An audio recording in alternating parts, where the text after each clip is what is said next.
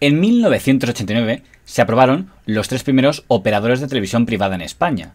A lo largo de su historia, los 3, Telecinco, Antena 3 y Sogecable, vivirían guerras de accionistas, pero en el caso de Telecinco fue la primera y la única en la que esto se produjo antes de que iniciara sus emisiones, ya que en 1990 se produjo la batalla y la destitución del Consejo de Administración 2 meses antes de que comenzara a emitir en marzo de 1990. La verdad es que es una noche estupenda, es una noche de felicidad para todos nosotros. Comienza la gala inaugural de Telecinco, por fin juntos. Todo tendrás aquí en tu pantalla amiga.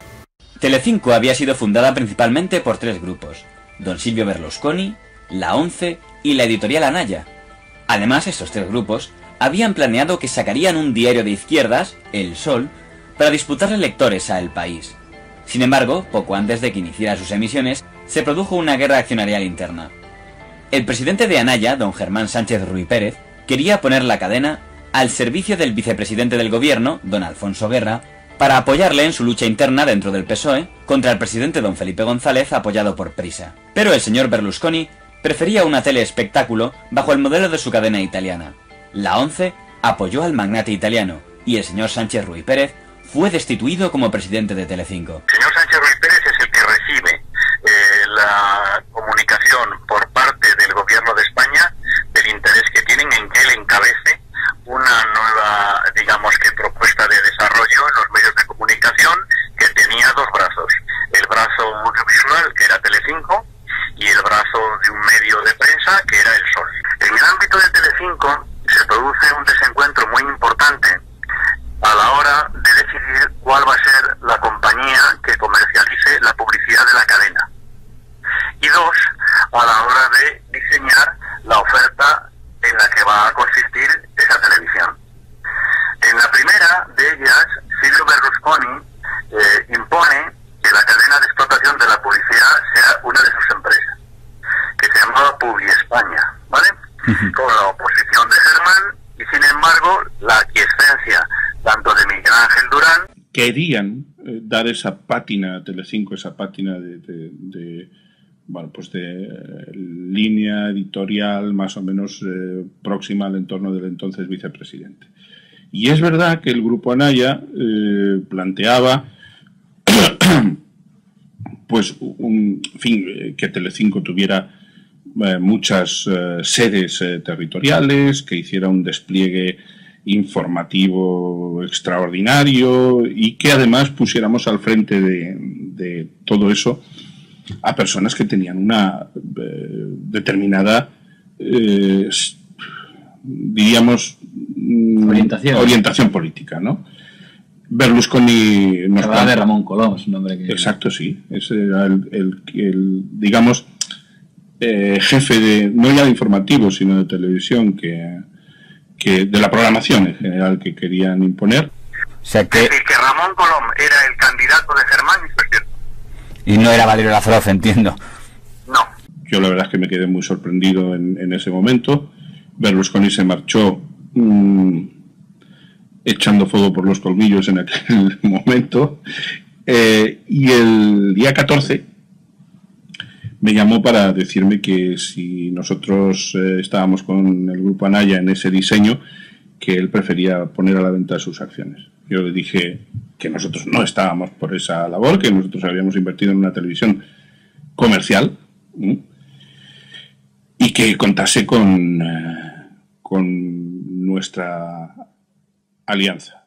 Ante aquello, Anaya rompió con sus socios y abandonó Telecinco. Eso sí, asumió la totalidad del periódico El Sol, apartando de él tanto a la Once como al señor Berlusconi. La gente del grupo Anaya, al no poder hacerse con la mayoría y al no obtener del vicepresidente del gobierno lo que seguramente pretendieron, en el sentido de que nos intentara forzar, pues trataron de hundir la televisión. O sea que Germán sale básicamente por un desencuentro de carácter profesional respecto a la explotación de la publicidad, porque él defiende que debe de dársele a aquella empresa que ofrezca mejores rendimientos para la cadena, y 2, por la obvia discrepancia que se tiene con aquella Telecinco de las mamachichos, que Telecinco se encontraba así poco antes del inicio de sus emisiones con una pata menos. Fue el polémico financiero don Javier de la Rosa quien adquirió el 25% que había quedado huérfano, permitiendo la estabilidad momentánea de la cadena. Y el primer director de Telecinco sería don Valerio Lázarov. El modelo del señor Lázarov convirtió a Telecinco en la cadena privada más seguida de España, derrotando en audiencia al modelo excesivamente político de la primera fase de Antena 3 Televisión.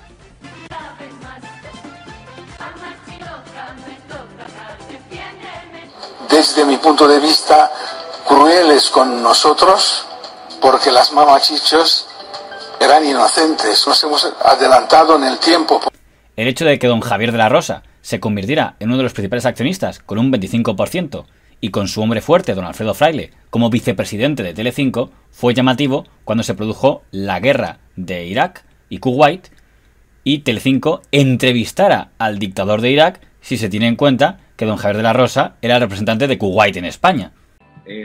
Cuando se habla mucho de Telecinco en sus inicios, siempre se acaba hablando de las Mamachicho y de Valerio Lázarov, pero en las hemerotecas he visto que se apuntó a Telecinco tantos informativos muy importantes que era en plena guerra del Golfo, y teniendo al grupo Kio como accionista, la entrevista a Saddam Hussein, que dices, pero ¿cómo es posible que estando Kio allí, Alfredo Fraile, creo que era vicepresidente, sí, se entrevista al enemigo número 1 de Kuwait?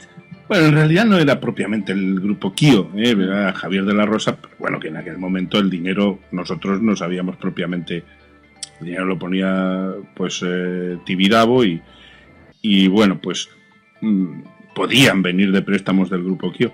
Lo más curioso de todo eso, y hasta relativamente anecdótico, es que el avión que llevó a Luis Mariñas y su equipo a hacer esa entrevista sí que era un avión de Kio,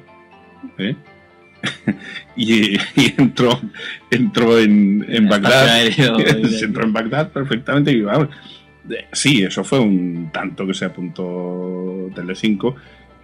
Yo creo que Luis y Valerio hicieron ahí en ese... Claro, lamentablemente ya no están ellos para explicarlo en primera persona, ¿no?